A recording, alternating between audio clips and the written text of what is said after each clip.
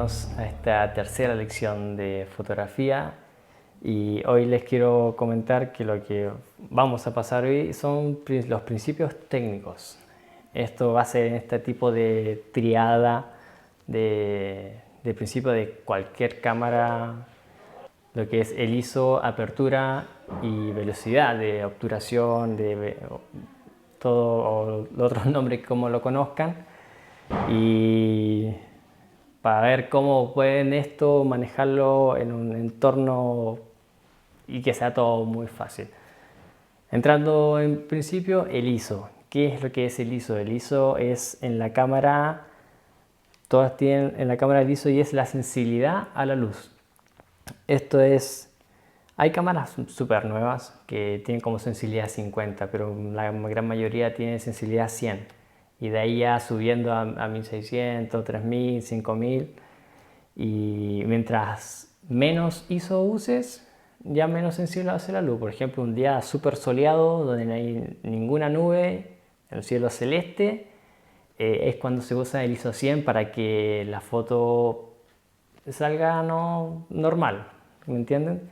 Pero obviamente si están en un interior de una casa, por ejemplo, que a mí a veces yo sacaba fotos dentro de algún recinto cerrado, la luz es menos y ahí es cuando hay que subir un poquito el ISO para que se recupere luz. Ya la cámara queda más sensible a la recepción de luz. Y ahí también hay que tener cuidado porque, por ejemplo, hay cámaras que ya en 1600 de ISO empiezan a aparecer los granos, empiezan a aparecer el ruido que se le conoce, que son estos pequeños puntitos rojos en la fotografía que simplemente te dejan la fotografía ya maltrecha y no con el mismo efecto que quisieras. Entonces, ese es el funcionamiento del ISO. Y ahora, por ejemplo, ahora voy a mostrar una pequeña foto que es de un ejemplo que saqué por ahí de lo que es el ISO. Y ahí pueden ver al costado, por ejemplo, se nota que es un día que está medio nublado, pero que aún así se ve que hay buena luz. Y en la foto de la izquierda está en ISO 100, ya las sombras son un poquito más notorias, tiene un poquito opaca quizá la foto, y al lado derecho ya tiene un ISO 800. Se recuperó muchísima luz, las sombras ya no son las mismas, incluso se ve que está un poco granulada con este ruido que digo yo, que te termina desfavoreciendo en la fotografía básicamente. Pero con eso hay que tener mucho cuidado. Ya tú puedes subirle todo el ISO que tú quieras, pero cuando empiezas a ver que ya hay un poco de ruido, ya hay detente porque ya no hay más. Porque después ya se puede arreglar en postproducción y todo de la fotografía, pero ya es quizá después evitar ese arreglo con el simple hecho de arreglar otros parámetros. Hay que estarle subiendo el ISO y, o sea, la sensibilidad de la luz a tu cámara. En esta segunda triada así de fotografía está lo que es la apertura. La apertura no está en el cuerpo de la cámara, sino que está en el mismo lente. Dentro, voy a mostrar una gráfica después para que lo entiendan mejor. Esto se mide en f-stop. Por ejemplo, puede ser un f1.8 o un f5.4. Va variando, por ejemplo, como en mi lente de 50 que yo mencionaba, que es de 1.8. La funcionalidad de esto es ver cuánta luz entra a tu lente, porque dentro del lente está como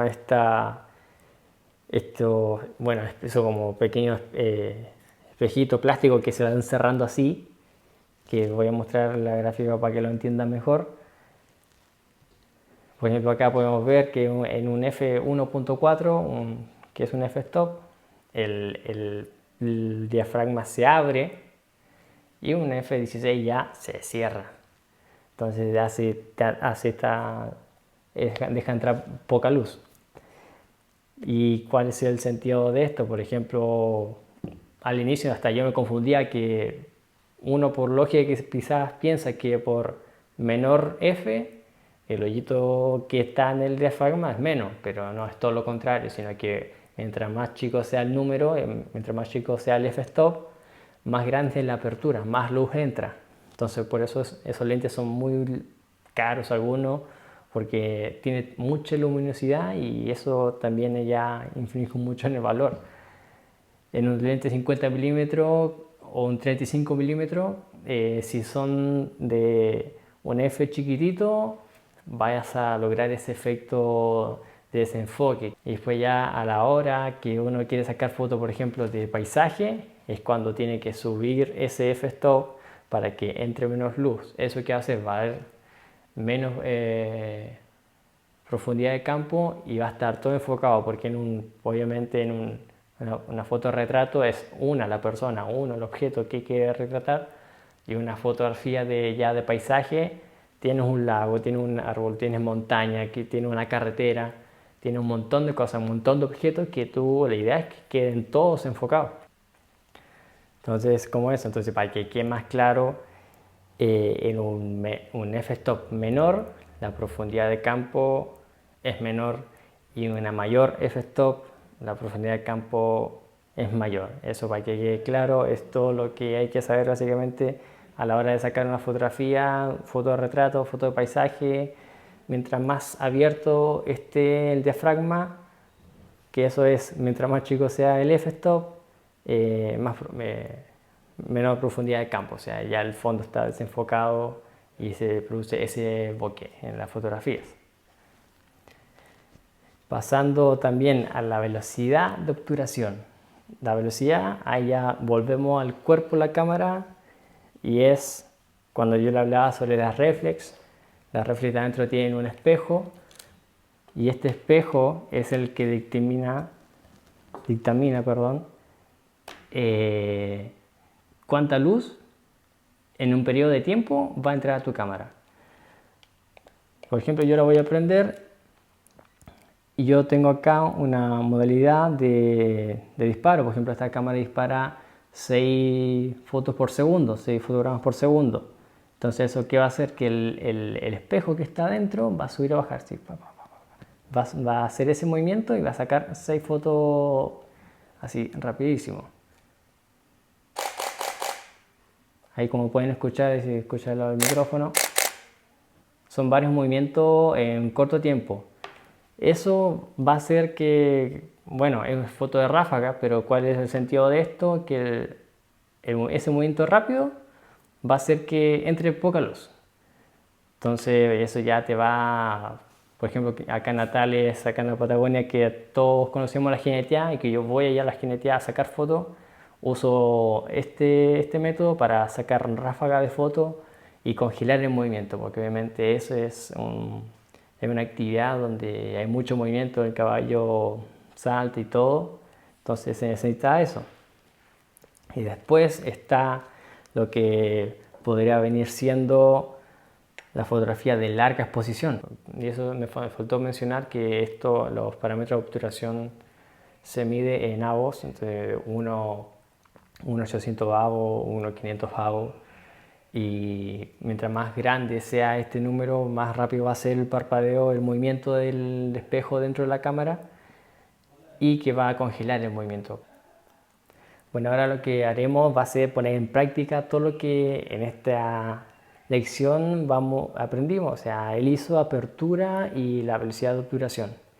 Llegando a una escena, lo primero que tenemos que hacer es ver la luz que tenemos, en este caso luz natural, ver si está muy soleado, poco soleado, y ahí ver el ISO que vamos a ocupar. Una vez visto ese parámetro, tenemos que ver la apertura. Si queremos foto de retrato, ya tenemos que usar esta apertura de un f-stop chiquito para que tengamos ese efecto bokeh, o si queremos un f-stop más grande para que tengamos todo enfocado. Y después, una vez visto eso, tenemos la velocidad de obturación. Entonces, ¿qué queremos? ¿Congelar la imagen o que sea borrosa?